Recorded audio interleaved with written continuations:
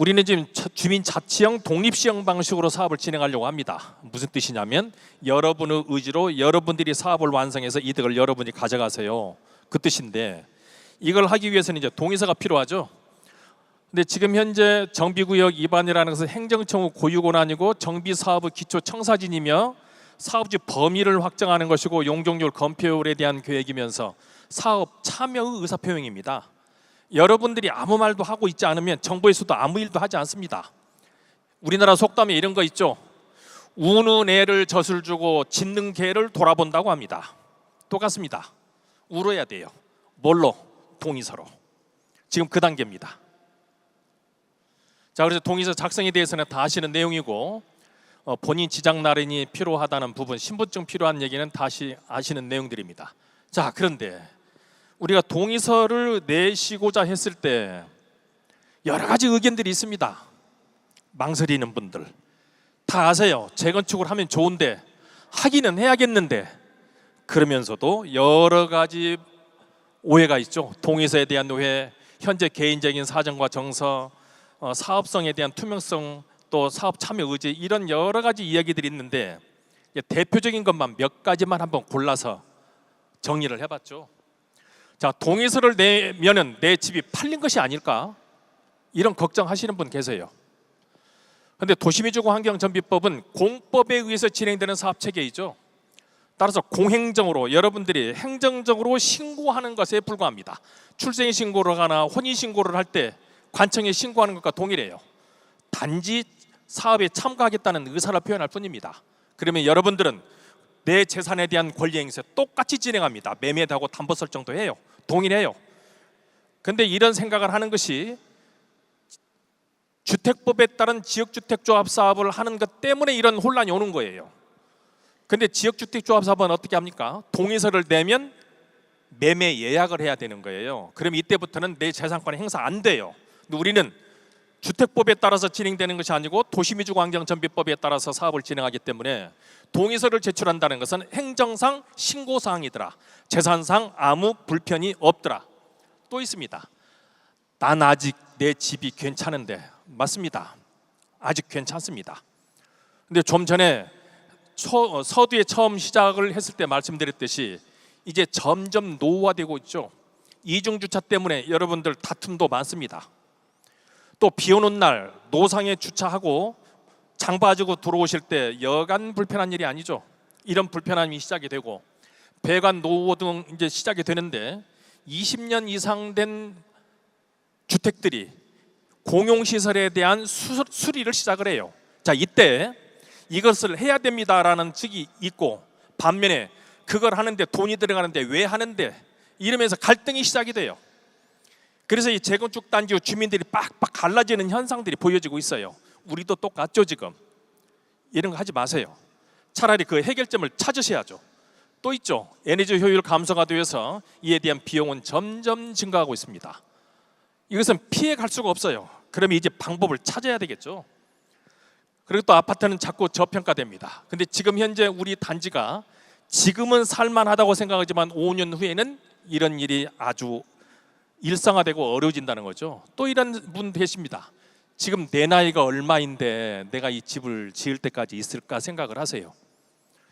근데 요즘 여러분들 장례식장에 가보시면 90 몇 세 되면 그때 호상이라고 얘기를 해요. 그리고 또 요새 우스갯소리로 이러는 얘기 하죠. 재수 없으면 200살까지 산다고 그러죠. 자, 그 시대가 왔습니다. 자, 그런데 이 사업을 진행하는 것은 내 주거 환경을 개선할 뿐만이 아니고 내 재산 증식도 됩니다. 근데 그것뿐만이 아니죠. 내 자식에게도 좋아요. 내 자식, 내 손자에게 영광된 거 물려주십시오. 하나 더 있죠. 이 사업을 진행하면서 우리 지역사회가 발전이 돼야 됩니다. 지금 우리 동네가 과학자들의 주거지입니다. 그런데 앞으로 많은 과학자들이 더 오도록 법에서는 규정이 되어 있는데 우리가 지금 밥그릇 준비를 않고 있어요. 하셔야죠. 국가를 위해서도 하셔야 될 일입니다. 또 시공사한테 좋은 일 시켜주는 것이 아닐까 걱정하시는 분 있죠. 이 부분에 대해서 분명한 환기가 필요합니다.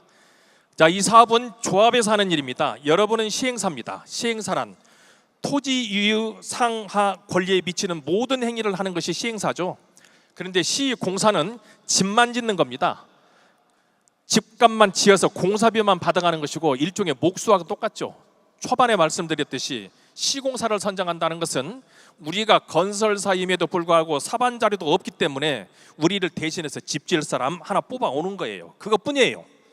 그러면 여기에서 발생된 이득은 어떻게 될까요? 여기서 발생되는 이득, 옛날 주택건설촉진법 시대에는 시공사 이득금이 가장 바닥에 깔려 있었죠. 그래서 분양가가 높았습니다. 그런데 도시미주거환경정비법은 어떻게 합니까? 원가 분양합니다. 그래서 감정평가, 건축비, 사업비 여기까지가 여러분들의 조합원 분양가격이에요. 그러면 지금 현재 시공사 이득금은 어떻게 되는 겁니까? 여러 번 이득금으로 전환이 된 거예요. 도시미주거환경정비법에서 가장 성공된 사례로 보입니다. 그래서 지금 현재 여러분들은 원가 분양을 하게 된다. 분양가는 따라서 낮아지게 된다. 시공사한테 좋은 일 시켜주는 것이 아니고 여기에서 발생된 모든 이득은 여러분에게 돌려드린다는 것이 도시미주거환경정비법에 정해진 절차입니다.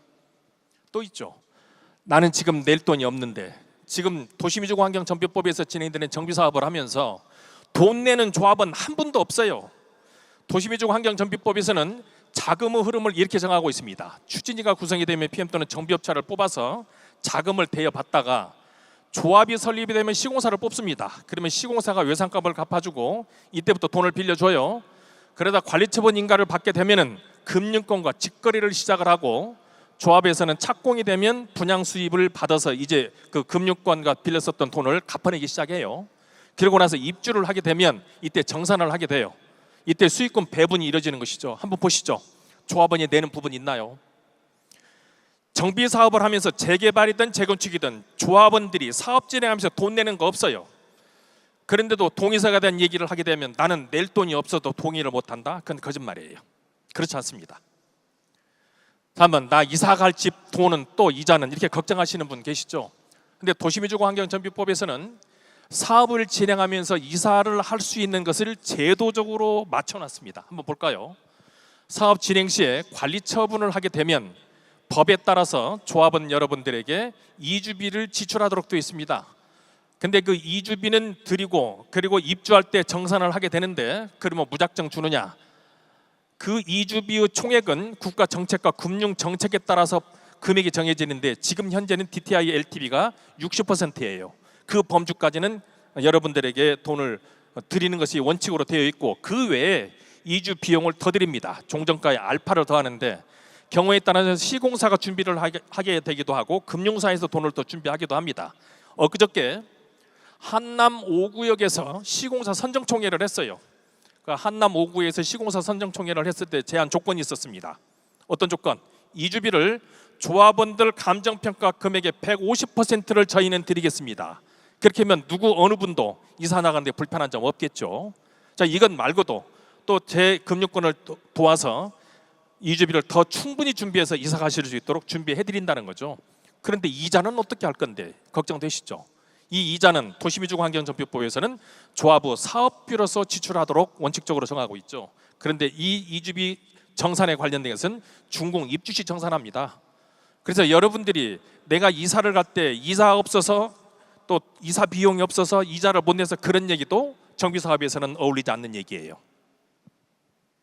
자, 그러면 지금은 사업을 진행할 것인가라는 부분이 있겠죠. 근데 지금 우리는 이 사업을 진행을 하면서 여러 번 경기 어려움을 겪었죠.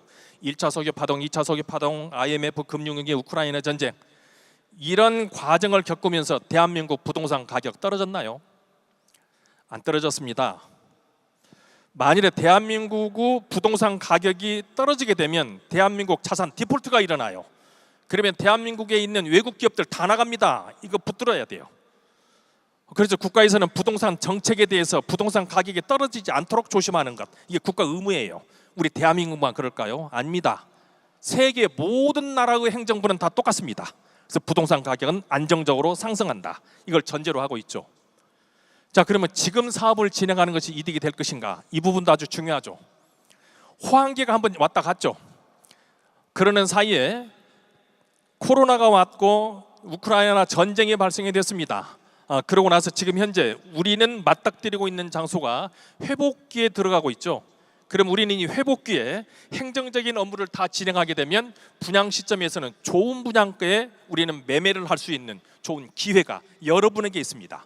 자, 이런 사례가 8달 19역 좀 전에 설명을 드렸는데 똑같은 사례예요. 거기도 경기가 좋지 않을 때 시작을 했습니다. 회복될 때, 그때 여러 가지 얘기가 있었어요. 그러나 분양 처분을 할 때는 가격이 최대 상승 국면을 칠 때 분양 처분을 하면서 막대한 로또를 맞았던 것이죠. 여러분이 그 위치입니다. 그러면 또 이런 얘기 하는 분이 있어요. 조합장이 업체와 짝짝꿍한다. 이제 우리 동네에는 아직 이렇게 얘기가 나오는 부분은 없는 것 같아요. 가끔 다른 조합에 가보면 조합장이 사업을 마치고 나면 아파트가 10채가 생긴다더라, 총무이사는 5개가 생겼다더라, 이런 얘기를 합니다. 도시미주거 환경정비법에서 그런 일 없어요. 이런 말을 하는 사람은 그 사람이 조합장이 되면 본인이 그러고 싶어서 그 말 하는 거예요. 분양권이라는 게 그렇게 주어지지 않습니다. 그런 일 없어요. 우리 동네에서도 얼핏 비슷한 얘기가 나오는데 우리 동네에 어울리지 않습니다. 혹시 그런 얘기 하셨다면 취소하세요. 서로 감정사납니다. 그러면 정비사업에서 사업을 진행을 한 중업체를 선정할 때는 반드시 공개경쟁 입찰 방식으로 선정을 해야 되고, 그 절차는 이사회 대회를 경유해서 총회에서 업체를 뽑기도 하고 대의원에서 뽑기도 하고 조합장이 뽑기도 합니다. 근데 중요한 업체에 관련해서는 총회에서, 그리고 조합장은 긴급하게 5천만 원 이하의 범위에서만 수의 계약을 할 수 있도록 법에서 정해놨어요. 더 중요한 것은 이 사업을 진행을 하면서 이런 절차를 통해서 선정이 되고 난 다음에 모든 계약서는 공개하도록 되어 있습니다. 그래서 여러분 모두가 다 확인할 수 있어요. 그래서 이제는 도시미주거 환경정비법으로 사업을 진행되는 현장들에서 업체와 검은 돈이 거래가 되었었다, 그런 일 없어요. 이런 생각을 하고 있다면 그 생각 내려놓으셔야 됩니다. 또 돈 씀씀이가 깜깜이라고 얘기를 하죠. 전혀 깜깜하지 않습니다. 자, 조합은 설명드렸을 때 법인이고 건설사이고 행정청이라는 설명을 드렸죠. 따라서 매년 1월 1일부터 12월 31일까지를 국가나 공공단체처럼 똑같이 예산 편성해야 되죠. 그러면 예산 편성을 할 때는 우리 조합은 건설사이기 때문에 기업 일반 회계 기준과 정비사업 예산 회계 기준에 따라서 예산 수립해야 돼요. 집행할 때는 영수증이 필요하죠.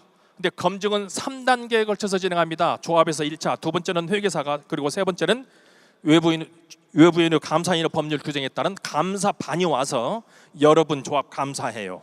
한 달 정도 진행하고 그 내용을 여러분에게 보고하고 관청에 보고할 것을 의무로 정하고 있죠. 따라서 이 사업을 진행하면서 깜깜이로 예산이 집행이 된다, 그럴 일 없습니다. 그리고 예산에 관련해서는 사업비가 운영비로 나누어져 있는데 중요한 것은 총회에서 결의받아야 돼요.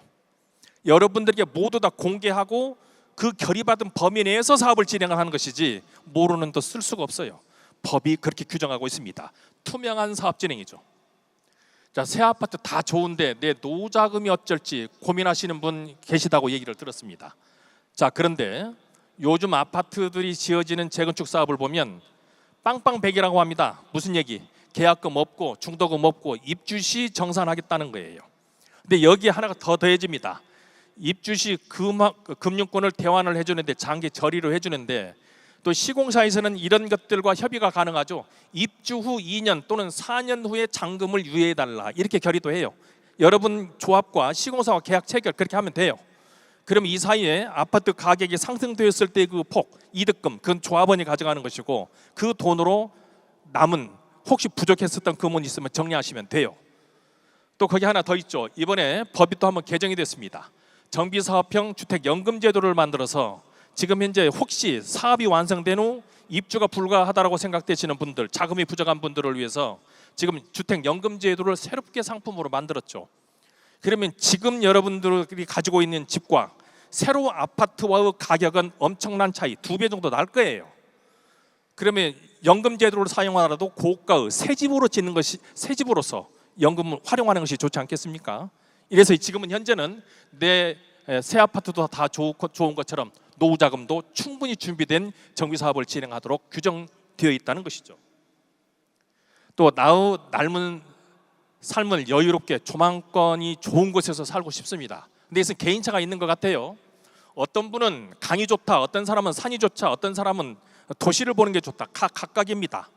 다만 우리 구역에서는 지금 현재 갑천에 대한 여망이 많으세요. 지금 현재 갑천을 바라보고 있는 조망권을 살펴봤더니 약 500세대 정도 된다고 합니다. 근데 지금 현재 새롭게 집을 짓는 것은 신축 갑천 조망권은 약 2,000세대가 계획이 돼 있어요.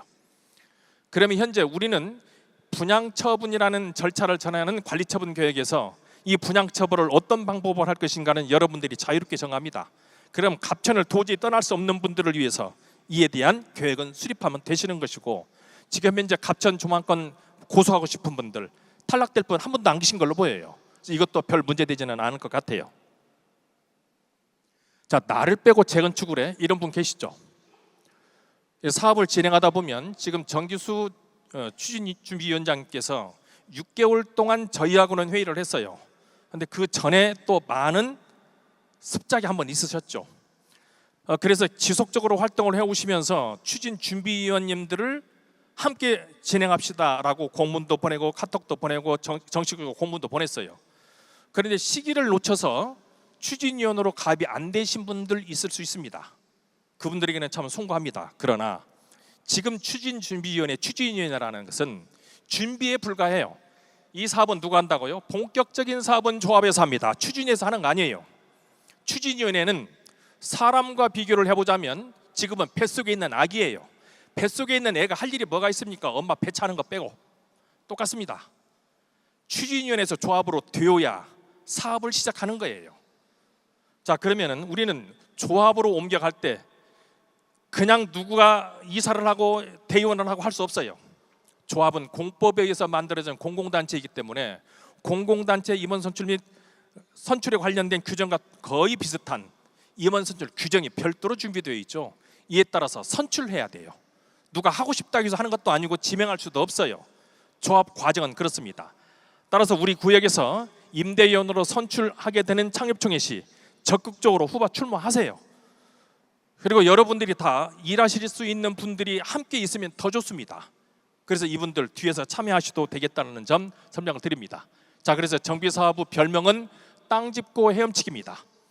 우선 기술은 시공사, 설계사 등 각종 전문가들의 180개가 덤벼들죠. 자금은 금융사와 시공사에서 빌려드립니다. 그리고 경영은 PM사나 변호사, 회계사, 조합, 집행부가 경영을 해가죠. 이렇게 해서 정비사업은 땅 짚고 헤엄치기로 사업을 진행하더라는 거죠. 그래서 모든 시공사들이 정비사업이 수제 1호예요. 누구든 하고 싶은 일이 정비사업입니다. 그러면 우리는 우리 할 일을 하고 우리 권리를 주장하셔야 되겠죠. 자, 그러면 현재 정기수 추진위원장님이 지금까지 일을 진행을 해왔는데 6월 4일 도시민주공환경정비법이 대폭 개정이 될 때 이거 법이 개정이 되는데 재건축을 하면 어떨까요? 이게 첫 질문이었습니다. 자, 보시는 대로 법 개정 전에 일이 어떻게 됐는지 볼까요? 도시민주공환경정비법이 시행이 되고 2바퀴 돌아가는 중에 동의서를 받는 것만 7년 이상 소요됐습니다. 한번 볼까요? 정비구역 입안 동의서 받습니다. 제한 동의서 받고 나면 입안 동의서 받고, 그거 끝나면 추진위 동의서 받고, 그거 끝나면 조합 설립 동의서 받았어요. 그래서 동의서만 7년 걸렸죠. 이건 불합리한 겁니다. 그래서 학자들은 지속적으로 동의서는 한 번에 끝내야 되는 것이 아닌가라고 지속적으로 요구를 했어요. 그것이 이번에 받아들여진 것이고, 이 결과 재건축 정비 사업은 평균 16년이었습니다. 여러분이 잘 아시다시피 대한민국 아파트 메카라고 하는 음마아파트가 창립총회를 24년 만에 하게 됐어요. 그리고 또 지금 현재 대한민국에서 가장 연세가 지긋한 조합이 서울시 송파구 거의 2-1 구역이죠. 조합 나이가 49살입니다. 여러분도 그러고 싶지는 않으시죠? 이건 빨리 끝낼수록 좋습니다.